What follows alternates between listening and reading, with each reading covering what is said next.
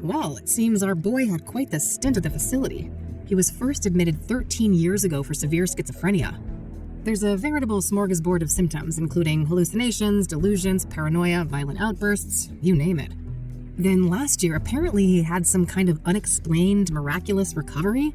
Very strange. I guess somebody fucked up big time when they released this guy. Huh, interesting. There was an audio tape in this folder too. I'll have to listen to that. Let's see here. Huh. Apparently a Marla Stone has visited Mom multiple times in the last year. I don't recognize that name.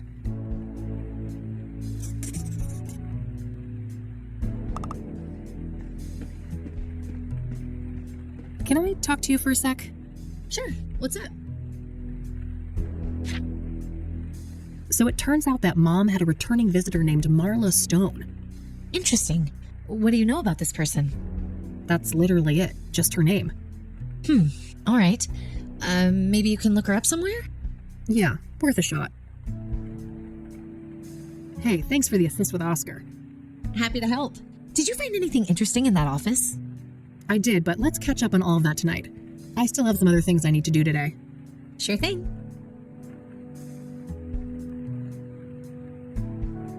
All right, that's all. Okie dokie.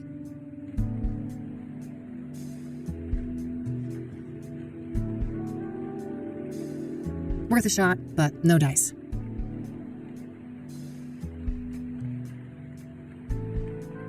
No hit. I guess it was a long shot that Cooper's old name would still be listed.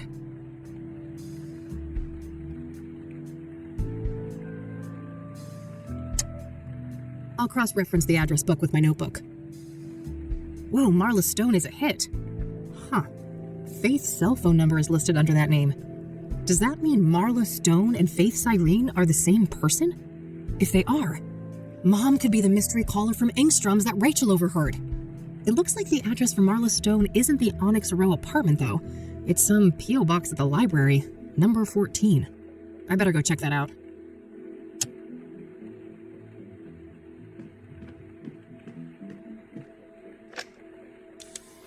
Hypnosis session number 12, patient Victor Kopernik, Dr. Alan Bloom conducting the session.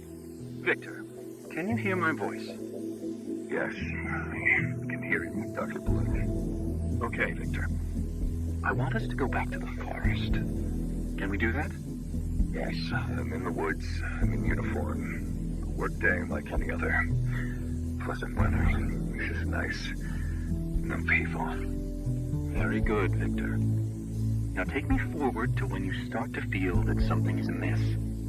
Okay. I've wounded a stag. I'm tracking him. He's run off the beaten path. There's a strange smell mixed up with the iron of the blood. Probably nothing. I need to catch up with him before dark. There he is, finally. Collapsed in a clearing. Red flowers all around him. What a neat display. Wait. A sinkhole. That's not on the map. How far did I... That god-awful smell is making it hard to think. It stings. My eyes are watering. Wait. He's still alive. The stag is standing up and staring at me now with those sobbing black eyes. They look like polished rocks.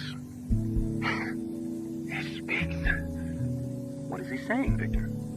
I have made a great sacrifice, and you must offer up a piece of yourself in return. Fair is fair, I suppose. I've turned into a little boy now. My uniform is too big for me. The stag is so close I can feel his breath on my face. See my reflection in his eyes. Why does it look like my reflection is screaming? Shut up. Something is crawling in my head. No! The eye! Addendum, Dr. Alan Bloom speaking. The hypnosis session was terminated following a traumatic breakdown. The patient had to be sedated and restrained. That was Conwell Woods he was describing, wasn't it? Where everything happened to us in '95? Yeah, it sure sounded like it. I'll look into that. Maybe I can find a record of Victor Kopernik in Conwell County. Sounds good. I'll follow up on my other leads for the time being.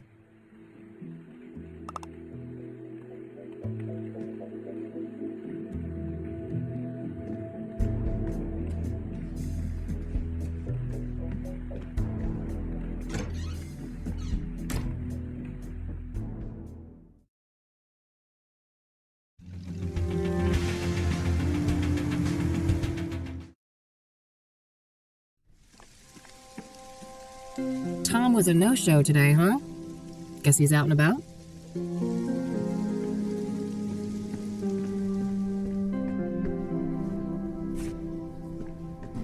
Here's number 14, Marla Stone's box. Ugh, it's locked tight.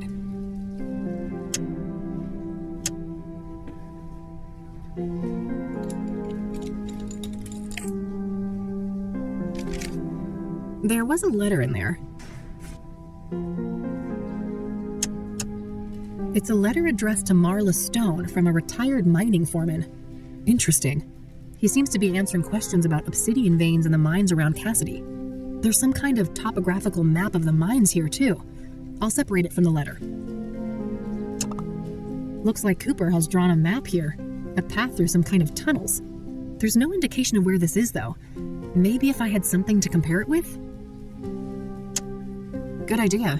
Let's see if I can find any tunnels that look like this sketch. There it is, right next to an entrance to an old quarry. Fuck. I think this is it. This is where their hideout is. I gotta get back to E and make a plan.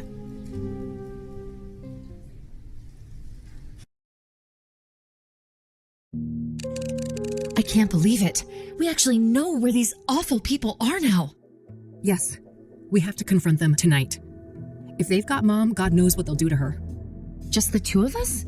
I know it's the right thing to do, but maybe we should try to get more help? Some backup would be great, but, I mean, who could we trust with something like this? Hold that thought. I'll get it.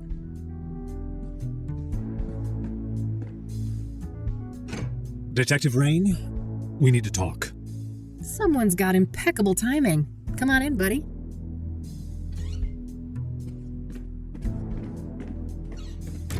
Oh, hello there. How do you do? I'm Tom Ward. Eileen Summers. Kathy told me about you. Thanks for looking out for her yesterday. Don't thank me yet. I overheard something about the two of you needing backup. Not so fast, Tom. You have a lot of questions to answer. Very well. We have some time. First of all, how did you become the Crimson One? That's a long and painful story. Just give me the broad strokes then. Well, let's just say I suffered a great personal tragedy. I had nothing to lose and nothing to live for, and I was in the wrong place at the wrong time. Conwell Woods.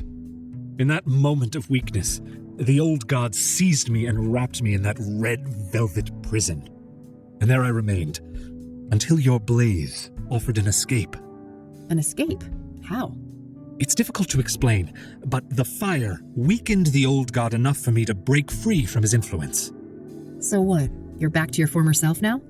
As far as I can tell, yes. It's as if that horrific night in Conwell Woods never happened. Tell me about your former master then. The one the church revered as the old god? He is the great I, the evoker behind the curtain, the master of the malleable. The malleable? That's the realm you entered in 1995.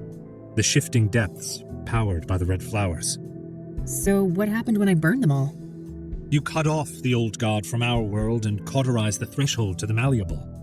He was weakened in the process, allowing me to slip out of the suit and escape. What is the old god exactly? I wish I knew. He isn't human, I know that much. He doesn't have a name.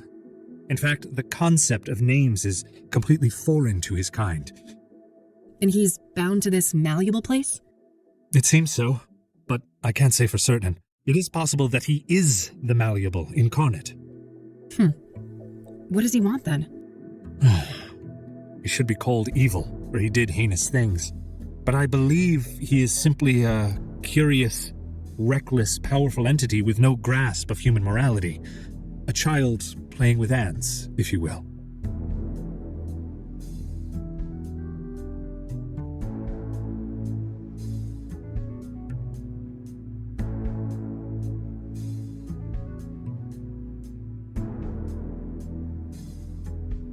Oh, great.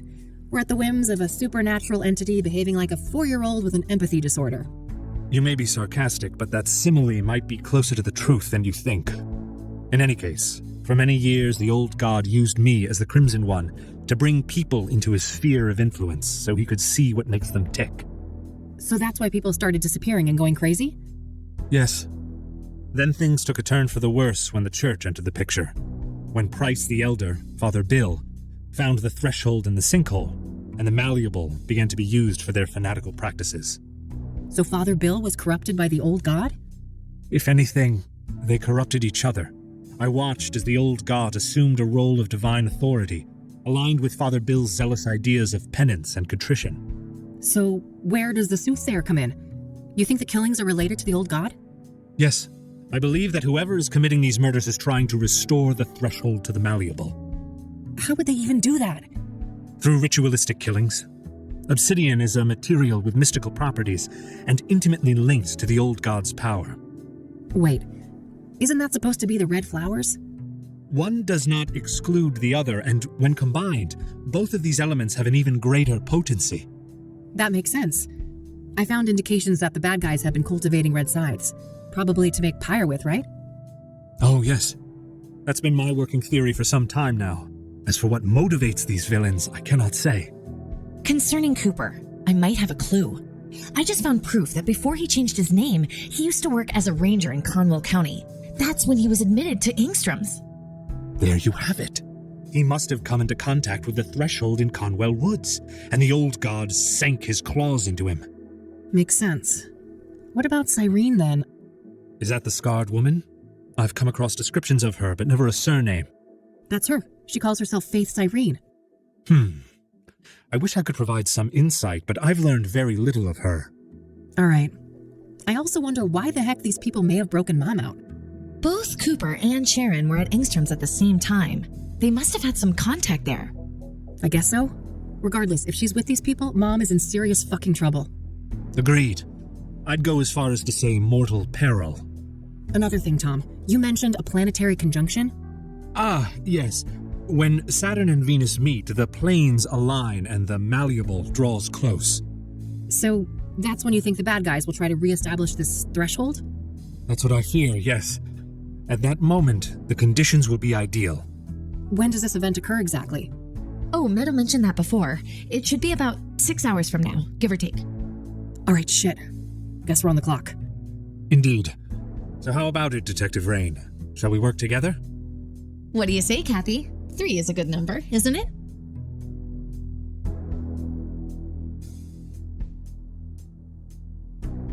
Sure, why not? We all have 6 hours to live anyway. Oh, let's not succumb to gloom already.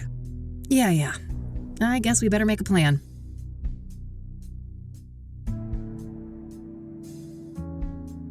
In case we lose contact, these radios should come in handy.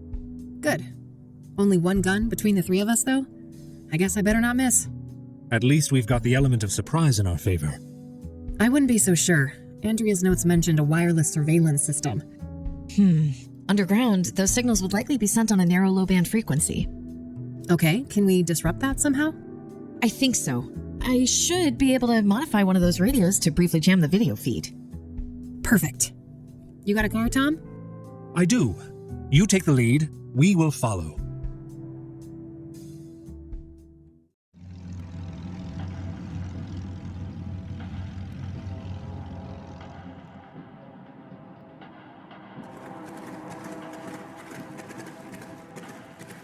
All right, this should be it. Better move carefully.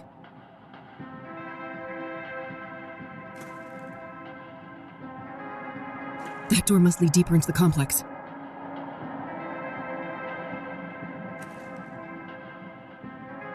Lead the way. We're here if you need us.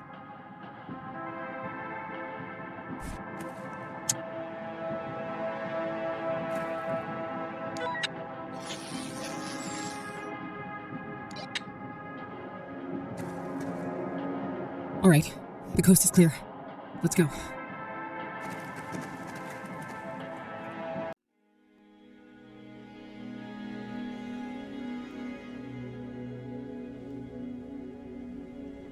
Did we win? I think so. I'd like to go home now. That's probably for the best.